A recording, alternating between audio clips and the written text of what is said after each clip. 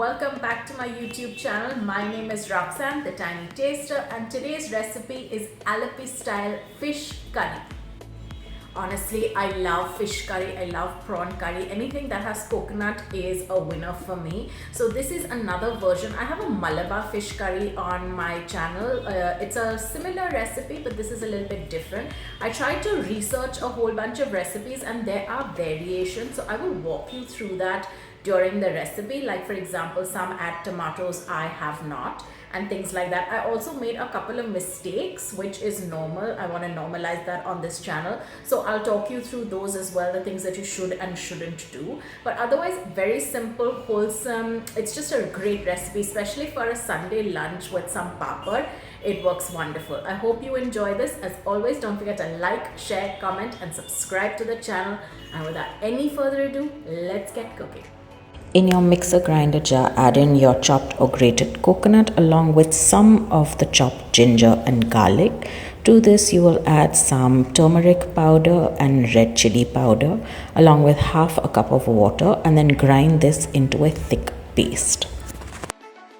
I would say make sure that you grind this completely. You might have to do it a couple of times and keep adding water because it's very thick and it needs to thin out.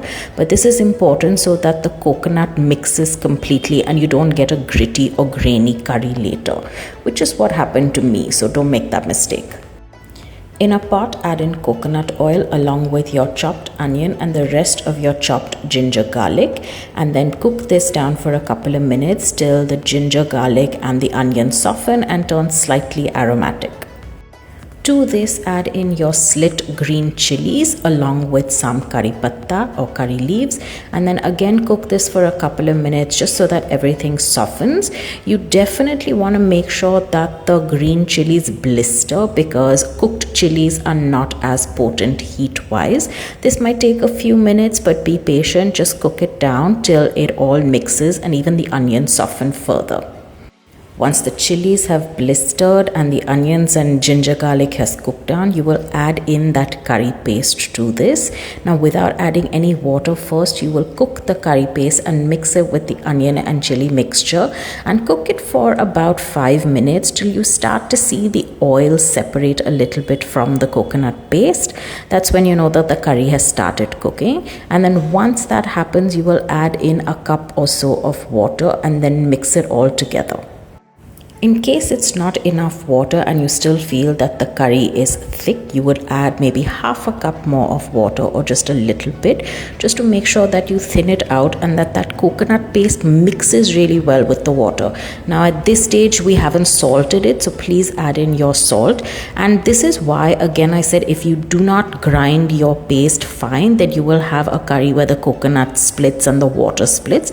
It has to merge beautifully, so make sure that your paste is ground well and it's fine, and then you add this water and cook it for a couple of minutes.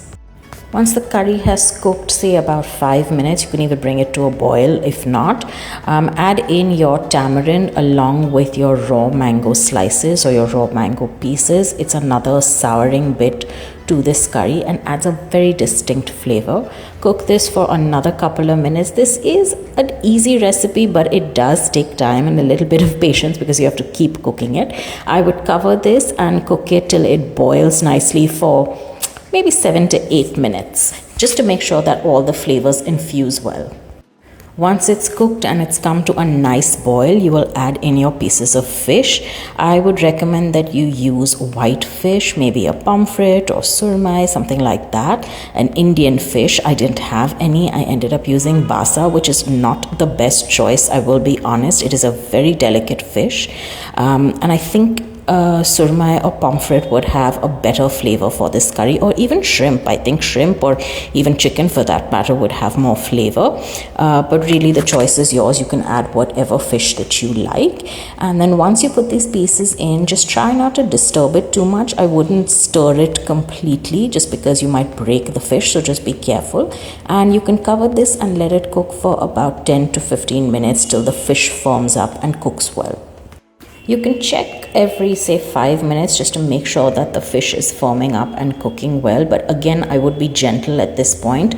Don't be too harsh with your spoon or you might break the fish, which is not ideal. You could also cook your fish whole if you like. It just depends on what you want. I find pieces easier.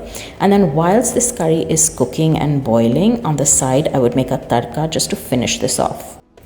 So whilst the curry is cooking, on the side in a pan, I would add mustard seeds, fenugreek seeds, some chopped onion, some curry leaves and 2 dried red chilies, and I would cook this in coconut oil for better flavor. I ran out of coconut oil at this point, so ended up using mustard oil. Still has a nice flavor because you have mustard seeds in this, but cook this in coconut oil, make it nice and hot, like it's really piping hot.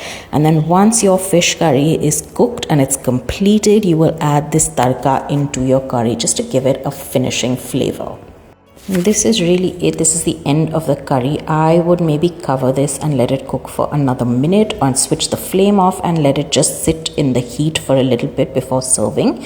You can serve this Alleppey fish curry with rice. That is ideal. Maybe a side of papad as well, or with bread or roti, however you like to have your curry. And this is really it. I hope you've enjoyed this recipe as much as I have cooking it. Again, I want to stress that make sure you grind your paste fine. As you can see in the pictures, you will notice it being gritty. You will notice the curry separating, like the liquid separating a little bit from the coconut. So that is the cardinal mistake I made, which I hope you don't. So spend some time on your curry paste. Make sure that it is ground to perfection. Even if it takes some time, you can keep adding a little water to it. The end result is fabulous. I hope you've enjoyed this. Please don't forget to like, share, comment and subscribe to the channel, and I will see you guys very, very soon.